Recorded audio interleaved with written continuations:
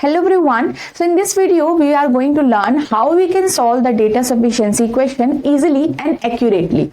Basically we all know कि reasoning के अंदर आपका डेटा सफिशिएंसी से 3 to 4 क्वेश्चंस हर साल आ रहे हैं, बट स्टिल हम यहाँ पे इस चैप्टर को प्रैक्टिस नहीं कर रहे हैं. इसका रीजन क्या है?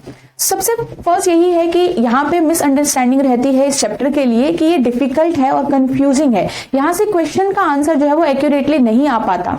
ठीक है. सेकंड रीजन हमको लगता है कि ये आपका 3 to 4 ही क्वेश्चन है. उससे अच्छा दूसरा टॉपिक हम यहाँ पे प्रैक्टिस कर लेंगे, वहां से क्वेश्चन आएंगे.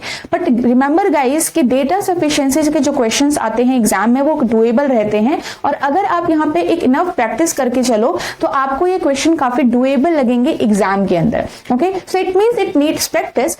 आप प्रैक्टिस करोगे तो आप इसमें अच्छे बन जाओगे, बट आपको ये सॉल्व कैसे करना है.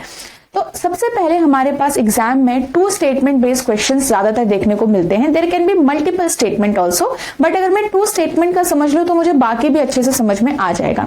There are specific method to solve data sufficiency question. First we need to understand कि क्या होता है इस क्वेश्चन का मीनिंग. डेटा सफिशिएंसी का मीनिंग होता है कि जो भी डेटा आपको प्रोवाइड हो रखा है क्या वो सफिशिएंट है या नहीं किसी पर्टिकुलर क्वेश्चन के आंसर तक पहुंचने के लिए. आपको यहाँ पे आंसर नहीं बताना है, आपको ये बताना है कि आंसर तक आप जा सकते हो, आंसर मिल पा रहा है या फिर नहीं. And there should be one specific answer, not possibilities. तो जब तक पॉसिबिलिटीज रहेगी तब तक वो डेटा सफिशिएंट नहीं रहेगा. जब तक स्पेसिफिक आंसर आएगा तो ही वो डेटा सफिशिएंट होगा.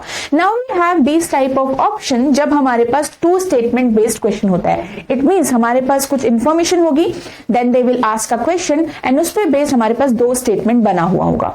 अब इनको सॉल्व कैसे करेंगे? जनरली एग्जाम में 2 स्टेटमेंट बेस्ड क्वेश्चन आपको दिखेगा. हमेशा याद रखना, आप पहले फर्स्ट स्टेटमेंट को ट्राई करोगे जिसमें आपका फर्स्ट से अगर आंसर आ जाता है तो हमेशा आप ये वाला चूज करते हो, ए ऑप्शन. सपोज फर्स्ट से नहीं आया और सेकंड से आंसर आया है तो आपके पास ये वाला ऑप्शन चूज होगा. ठीक है, आपने फर्स्ट चेक किया, सेकंड चेक किया. अगर फर्स्ट और सेकंड दोनों से ही आंसर नहीं आता है then you will combine both the datas. तब आप यहाँ पे दोनों के डेटा को कंबाइन करते हो और आंसर आता है तो both 1 and 2 together are necessary. And नहीं आंसर आता है इवन आफ्टर कंबाइनिंग, तब आप चूज करते हो कि both 1 and 2 together not sufficient, right? अब ये ऑप्शन नंबर C हम कब चूज करते हैं? Remember, whenever we are checking our answer with the statement number 1 और आंसर आ जाता है, still आपको हमेशा सेकेंड वाली स्टेटमेंट को भी चेक करना पड़ेगा. Even if we are getting our answer from first. अगर दोनों से डिफरेंट आंसर या सेम आंसर भी आ रहे हैं but we are using the data individually तो आपको ऑप्शन नंबर C चूज करना होता है. ओके